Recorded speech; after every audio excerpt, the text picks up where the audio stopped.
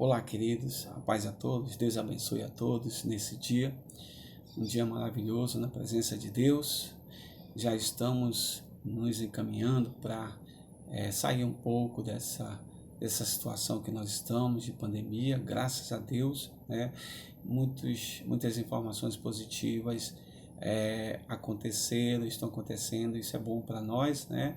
Já vamos ter liberações de vários setores aí, isso é muito bom, graças a Deus. Eu quero compartilhar Provérbios, capítulo 26, verso 4 e o 5. Diz assim: Não responda ao insensato segundo a sua estutícia, para que não te faças semelhante a ele. Ao insensato, responde segundo a sua estutícia, para que não seja ele sábio aos seus próprios olhos. Glória a Deus. Bem, meus irmãos, para a gente entender um pouquinho isso, eu busquei nos evangelhos alguns momentos em que Jesus ele mostra isso claramente através dos momentos em que ele vive quando ele está anunciando o evangelho. Então, assim, muitas pessoas se aproximaram dele e começaram a fazer perguntas que elas mesmas já sabiam a resposta, mas queriam testar Jesus, né? E a gente pode ver, por exemplo, quando perguntaram assim, Jesus, está lá registrado em Marcos 11:30, com que autoridade tu faz essas coisas? E aí Jesus responde assim, olha, me diz primeiro se o batismo de João é dos céus ou da terra. Se vocês conseguirem ou quiserem responder isso, eu respondo aquilo que vocês estão querendo, porque eu já sei a resposta que vocês querem. E aí eles disseram assim, bom, se a gente responder que é do céu, vai confirmar João como profeta. Se a gente responder que é da terra, dos homens, e aí muitos têm João como profeta. Então a gente está numa bifurca, uma sinuca de bico. Então, ver que Jesus respondeu. Uma outra situação, Jesus, na lei de Moisés, está registrado em Lucas capítulo 20, versos 20, do 27 a 40. Na lei de Moisés, Senhor, diz assim, olha, que o fulano casou com a ciclana, mas o fulano morreu, o irmão dele pode assumir esse casamento, né, porque a lei ampara isso, e aí morreu o outro pode fazer, eram 7 irmãos, todos morreram, com quem que ela vai casar, com quem que ela vai ficar lá no céu, né? E Jesus vai esclarecendo a questão daquilo que é espiritual, né, mas já sabia da intenção que estava da estutícia, né, que eles estavam tramando contra Jesus, né? A outra, né, a questão do cego, né, a questão da mulher que foi pega em adultério, João 8 João capítulo 8 do verso 1 ao 11, que chegaram com Jesus, olha Jesus, essa mulher que foi pega em adultério, a lei ela determina que nós temos que apedrejar. E aí Jesus, né, sabendo da intenção do coração dele, como eles estavam espertos naquilo que estavam colocando para Jesus, eles disseram, Jesus responde, olha, tudo bem, se é a lei, então quem não tem pecado pode atirar a primeira pedra. E por último, Marcos, no capítulo 10, no verso 52, registra o cego conversando com Jesus, indo ao encontro dele, rompendo, né? Tem toda aquela cerimônia ao redor, né? Aquele momento para ele romper e chegar até Jesus. E Jesus pergunta para ele, o que tu queres? Qual é a tua intenção de estar aqui agora, romper com essa multidão? O que você deseja? E ele diz assim, Jesus, eu quero ver. E Jesus responde, então vê. Se tu quer ver, então vê. Então torne a ver. Então, assim, para explicar um pouco disso, eu vou usar um dos fenômenos da relação terapêutica que a gente chama de transferência.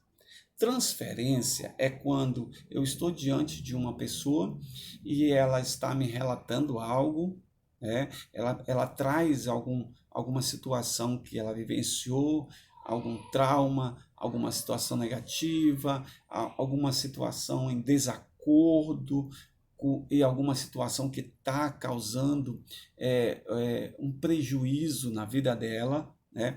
E essa situação é trazida para mim.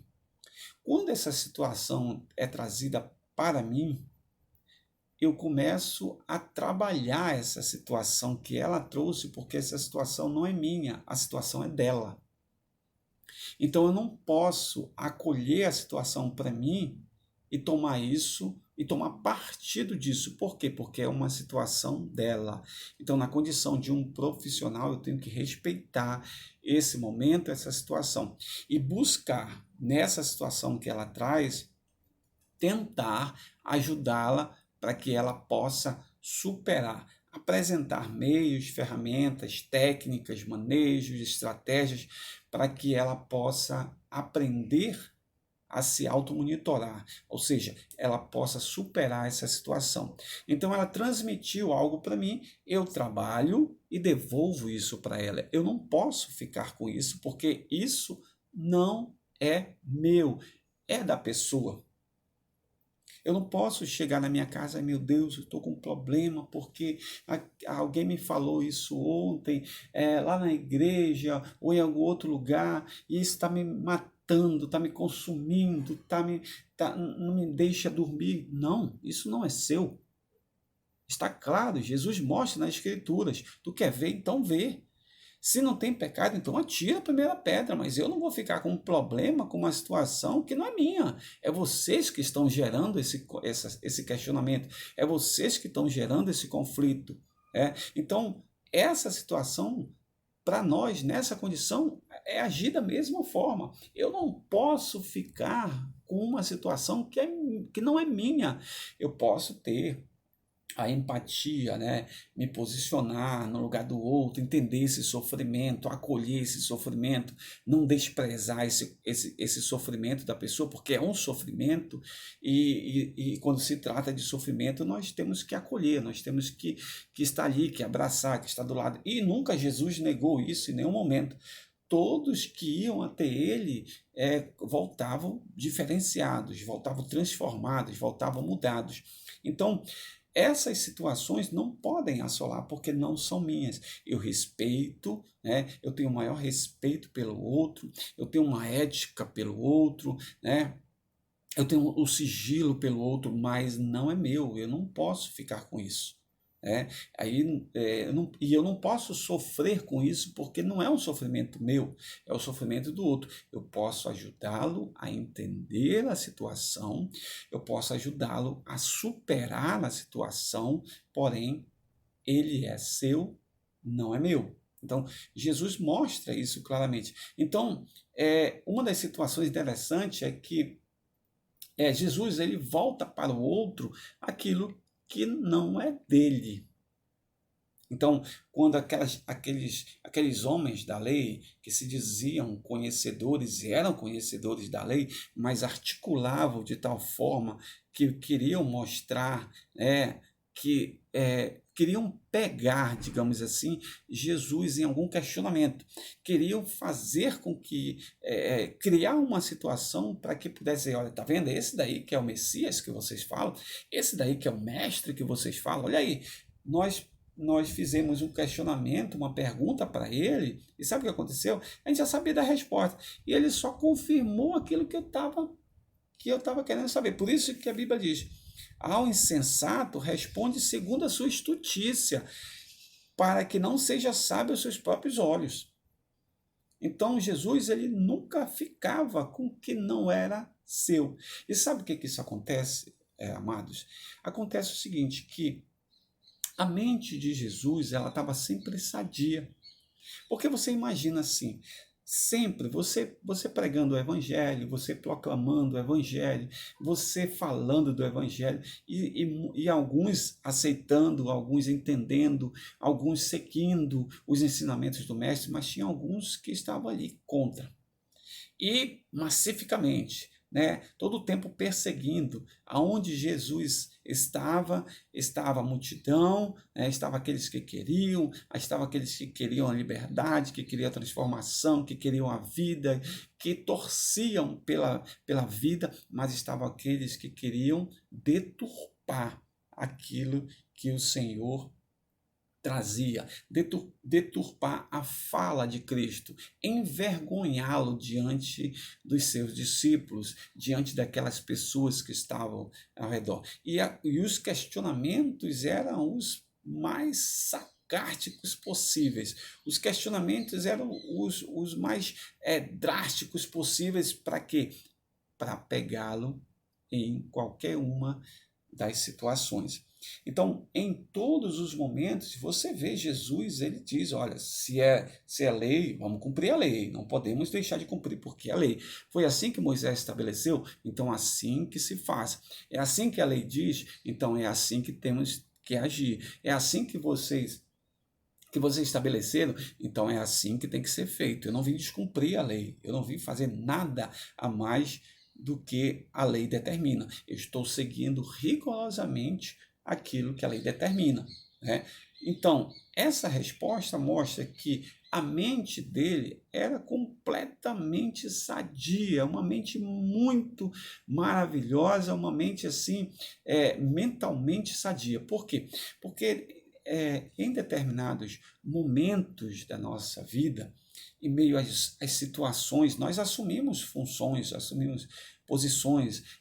Ali é uma função, ali é a função de pai, ali é a função de pastor, ali é a função de médico, ali é a função de enfermeira, ali é a função de psicólogo, de psiquiatra. Nós assumimos essas funções.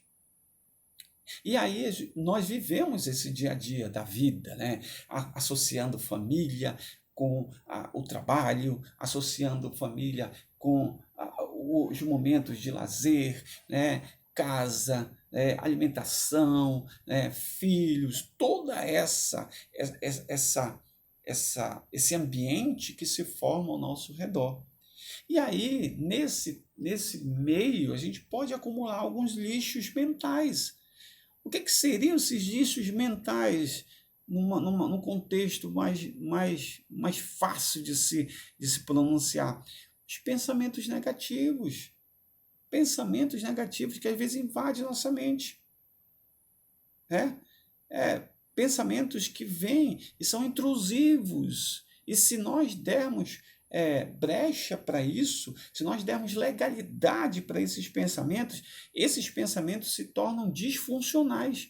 E esses pensamentos disfuncionais geram uma emoção disfuncional, depois geram um comportamento disfuncional. Exemplo, Jesus, se ele cedesse para esses tipos de questionamento que iriam apenas prejudicar a sua mente, ele chegaria à noite com os discípulos, pelo amor de Deus, estou muito preocupado, porque perguntaram assim para mim e eu respondi dessa forma. Será que isso vai prejudicar alguém? Será que eu falei certo? Será que eu disse alguma coisa errada? Às vezes temos isso, a Bíblia diz que nós somos homens sujeitos, Elias era um homem sujeito às mesmas paixões que nós somos naturais, nós temos essa natureza, nós somos tendenciosos para o erro. Às vezes a gente erra, às vezes vem pensamentos à nossa mente, pensamentos intrusivos que invadem a nossa mente.